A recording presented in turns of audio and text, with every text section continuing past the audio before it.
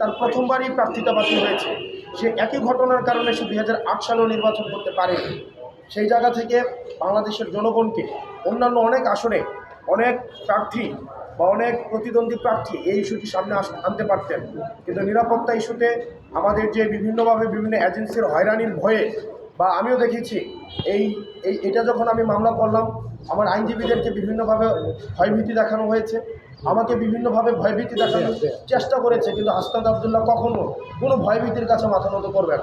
আমাদের এই যে লড়াইটা ছিল, এই লড়াইটা হচ্ছে এই ব্যাংক ডাকাতরা যারা লক্ষ লক্ষ কোটি টাকা বিদেশে পাচার করেছে, দেশের টাকা মেরে দিয়ে যারা জনগণের সেবা করতে আসে শুধুমাত্র নির্বাচনের সিজনে, তাদের কাছে আজকে একটি স্পষ্ট বার্তা গিয়েছে যে জনগণ, বাংলাদেশের জনগণ এখন জেগে উঠেছে, তারা সচেতন হয়েছে।